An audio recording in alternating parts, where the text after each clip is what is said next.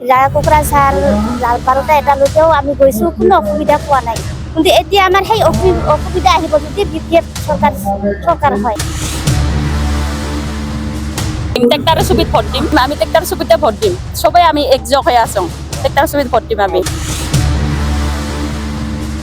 যোৱা 5 বছৰ যিটো ৰাজত্ব কৰিছিল, আমি যোৱা 5 বছৰ খুব শান্তিত আছিলোঁ, কিন্তু হাগ্ৰামা ছাৰ অহাৰ পিছতে এটা অশান্তি। নিৰ্বাচন আহি আছে, কাক সমৰ্থন কৰিব আপোনালোকে? অনুব্ৰত ছাৰ তাকে নিৰ্বাচন কৰিম, তাতে ভোট দিম, ট্ৰেক্টৰ ছবিত ভোট দিম। কিয় ভোট দিব ট্ৰেক্টৰক? অনুব্ৰত মানে এতিয়া ভাল কাম কৰিছে, আমাক উন্নয়ন দিছে, তাৰপিছত চেল্ফ হেল্প গ্ৰুপত আমাক সহায় দিছে, 10,000 কৰি পইচা দিছে, আৰু হাই কাজিয়া নাছিল, ঘৰ বাৰী ৰাস্তা কৰা চববিলাক ভালে কৰিছে এই 5 বছৰত। আৰু এই কিবা কৰাত নিৰ্বাচন আহিছে, ওকে ভোট দিম আমি।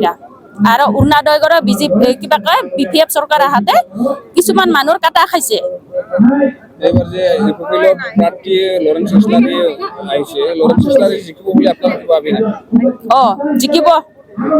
জিকিব, আমাৰ আশা আছে কি জিকাৰ। জিকা দিবলৈ আপোনালোকে কাম কৰিব? হা? লৰেন্স ইছলাৰীক জিকিবলৈ আপোনালোকে কাম কৰিব? কৰিম, আমি ট্ৰেক্টৰ ছবিতে ভোট দিম। সবেই আমি একযোগ হৈ আছোঁ, ট্ৰেক্টৰ ছবিত ভোট দিম আমি।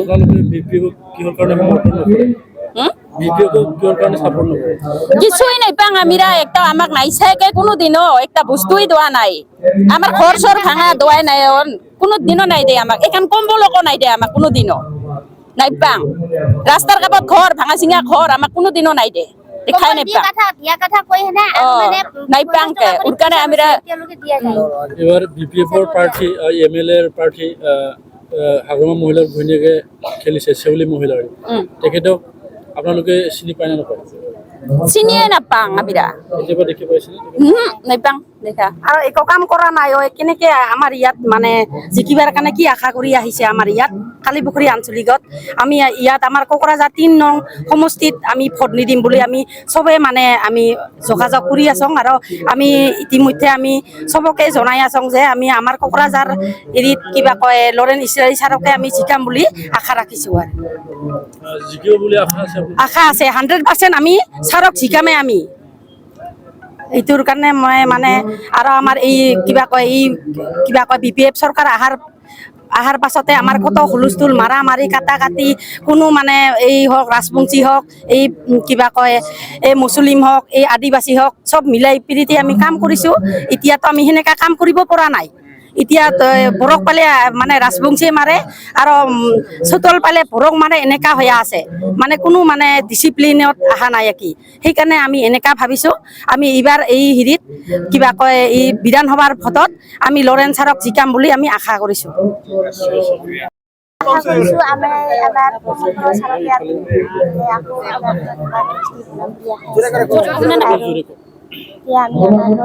ছাৰে যি কাম কৰি গৈছে মানে ভালে কৰিছে, কিন্তু আগৰ যেনেকা মানে কাজিয়া পেচাল মাৰা মাৰি মানে অপহৰণ কিডনেপ এইগিলা আছিল, কিন্তু সেইবিলাক নাছিল আমাৰ ইউপিপিএল চৰকাৰ থকা সময়ত।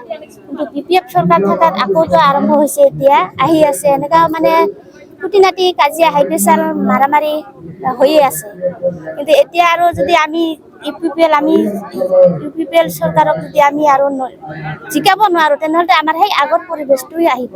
আৰু ৰাস্তা ঘাট ৰাতি বিৰাতি আমি কোকৰাঝাৰ লালপাৰতে এটালৈকেও আমি গৈছোঁ, কোনো অসুবিধা পোৱা নাই। কিন্তু এতিয়া আমাৰ সেই অসুবিধা আহিব যদি বিপিএফ চৰকাৰ হয় আমাৰ কোকৰাঝাৰ ডিষ্ট্ৰিক্টত। এইখিনিয়ে আৰু মানে কিবা আৰু বিপিএফ চৰকাৰ মানে এতিয়া কি কৰি আছে, মানে কম্বল দিয়া কথা কৈছে, মানে কম্বলটো পোৱাই নাই আৰু মানে পইচা উঠাই লৈ আছে সিহঁতে। এই মানে মানুহবিলাকৰ পৰা, ৰাইজৰ পৰাই পইচা উঠাই লৈ আছে, এনেকুৱা ঠগবাজি আৰু কাম কৰি আছে। কিন্তু আমাৰ ইউপিপিএল চৰকাৰ এনেকুৱা কৰা নাই। যি মানে আহিছে আমি চবে পাইছোঁ আৰু অৰুণোদয় মানে যিবিলাক চিলেক্ট কৰা নাম আছিলে সেইবিলাক মানে বিপিএফ চৰকাৰ আহি পেলাই মানে কাটি দিলে। মানে আমাক যিবিলাক বাকী আছে, আমাৰ মানে চৰকাৰ আহিলে আমাক যিখিনি বাকী আছে উন্নয়ন পাব লগা সেইখিনি পাব লাগে। আমি সমৰ্থনটো আমাৰ প্ৰমোদৰ ছাৰকে দিম। কাৰণ আমাৰ বড় স্যাৰক যিটো নিয়ম নীতি ভাল, তাৰ চলাফেৰা ভাল, তাৰ মানে ই যোৱা 5 বছৰ যিটো ৰাজত্ব কৰিছিল, আমি যোৱা 5 বছৰ খুব শান্তিত আছিলোঁ। কিন্তু হাগ্ৰামা ছাৰ অহাৰ পিছতে এটা অশান্তি। আৰু আমাৰ প্ৰমোদ বড়ো ছাৰে আমাৰ গাঁৱত যেতিয়া চৰকাৰ হ'ল, আমাৰ গাঁও অঞ্চলৰ কাৰণে বিৰাট এটা সুবিধা দিছিলে। আমাৰ এই যে চাম্পা নদী আছিল, তাত মানে এটা চেংচন দিছিলে ব্ৰিজখন। হাগ্ৰামা চৰকাৰ অহাৰ লগে লগে সেই ব্ৰিজখন আমাৰ কাটাকৈ বেলেগত গ'ল, কাটিছে হয়।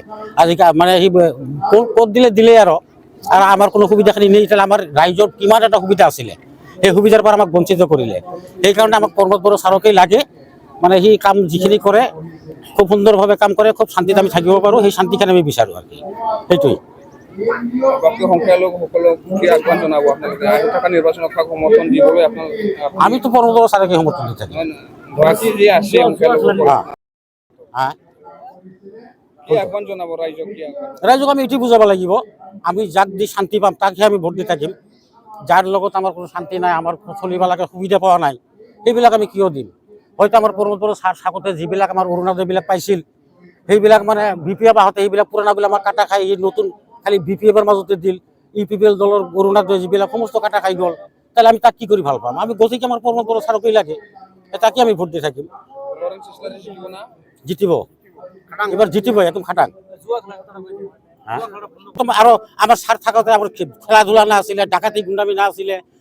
যেতিয়া হাগ্ৰামা চৰকাৰ আহিলে, জুৱা খেলা চলিলে, গাঁও অঞ্চলত কিমান অসুবিধা হৈ আছে। কতগুলা মানে গৰীব দুখীয়া মানুহ চাউল কিনিব যায়, খেলা দেখি লোভত খেলাই তাত পইচা পাতি সমস্ত চৰকাৰ হৈ আহে। তাহলে গতিকে এইবিলাক মানে আমাৰ সেইবিলাক বঞ্চিত হ'লে আমাৰ সুবিধা আহে বেছি। সেইকাৰণে আমাক প্ৰমোদ বড়ো ছাৰকেই লাগে। Thank you.